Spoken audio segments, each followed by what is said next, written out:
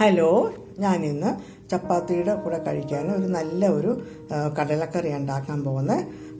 നമ്മുടെ നാട്ടിലൊക്കെ കിട്ടുന്ന കറുത്ത കടലുണ്ടല്ലോ, അത് വച്ചിട്ടാണ് ഉണ്ടാക്കുന്നത്.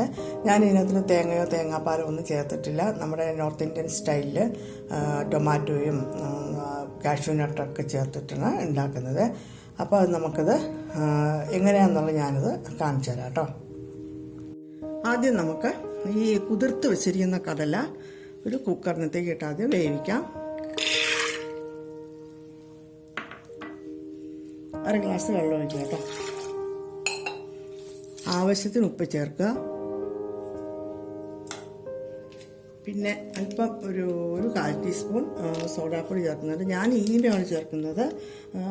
ബേക്കിംഗ് സോഡായോ ഏത് വേണമെങ്കിലും നിങ്ങൾക്ക് ഇഷ്ടമുള്ള ചേർക്കാം കേട്ടോ. ഞാൻ അല്പം ഒരു 1/4 ടീസ്പൂൺ ഈനമാണ് ചേർക്കുന്നത്. ഇനി ഇത് നമുക്കൊന്ന് നല്ലമാതിരി വേവിച്ചെടുക്കാം കേട്ടോ. വേവിക്കുന്ന സമയത്ത് ഒരു 2 തുള്ളി കുക്കിംഗ് ഓയിൽ കൂടി ചേർക്കണം കേട്ടോ. കാരണം എന്തെന്നറിയാമത്, ഇത് ചേർത്ത് കഴിഞ്ഞാൽ ഇത് സോഡാപ്പൊടി കൂടെ ചേർത്ത് വേവിക്കുന്നതാണ്. ഇത് ഓവർഫ്ലോ ആകത്തില്ല, പുറത്തേക്ക് വിസിൽ കൂടി ഓവർഫ്ലോ ആകത്തില്ല. അതിന് വേണ്ടിയിട്ടാണത്. കടല വേവുന്ന സമയത്തിന് നമുക്ക് ഒരു പകുതി സവാള അരിഞ്ഞത് ഒരു മിക്സിയിൽ ജാറെടുത്തിട്ട് പകുതി സവാള അരിഞ്ഞത്, ഒരു പകുതി ടൊമാറ്റോ കേട്ടോ, പകുതി ടൊമാറ്റോ അതും ചേർക്കാം.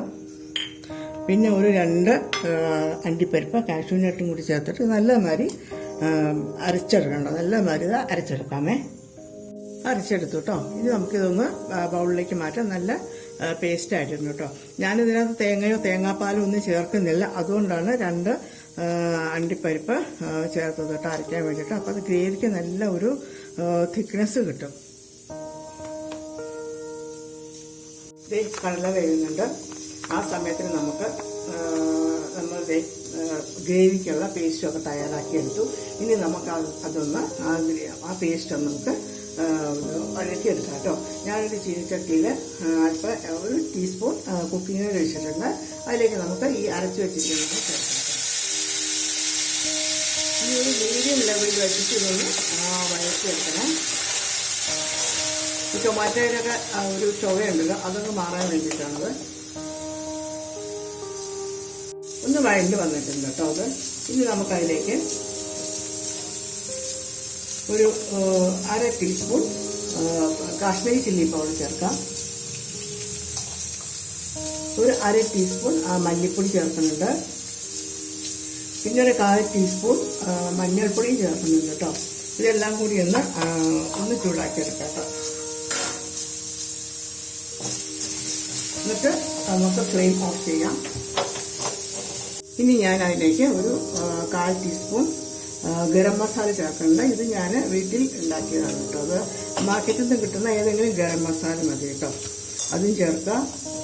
എന്നിട്ട് ഒരു ആവശ്യത്തിന് വെള്ളം ഒഴിച്ചിട്ട് ഒരു 1/2 ഗ്ലാസ് വെള്ളം ഒഴിച്ചിട്ട് ഒന്ന് ഈ ഗ്രേവി ഒന്ന് ലൂസാക്കുക കേട്ടോ. അത്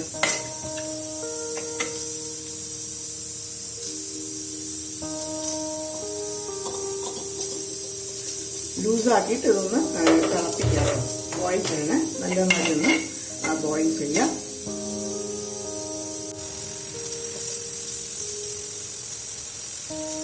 കടല നല്ലതുമാതിരി വെന്തിട്ടുണ്ട്. അതെ, നല്ലമാതിരി വെന്തിട്ടുണ്ട് കേട്ടോ.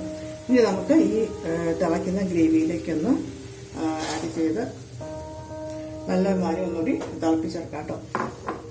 ഇതിനകത്ത് ഞാൻ തേങ്ങയോ തേങ്ങാപ്പാലോ ഒന്നും ചേർക്കുന്നില്ല.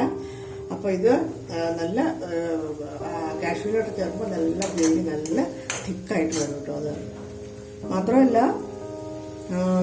ഇനി വേണമെങ്കിൽ നിങ്ങൾക്ക് മുളക് പൊടി കൂടുതൽ എരിവ് വേണമെന്നുള്ളവർക്ക് ഇനി വേണമെങ്കിൽ മുളക് പൊടിയും കൂടി ചേർക്കാം കേട്ടോ. ചേർത്തിട്ട് നല്ലമാതിരി തിളപ്പിച്ചെടുക്കാം.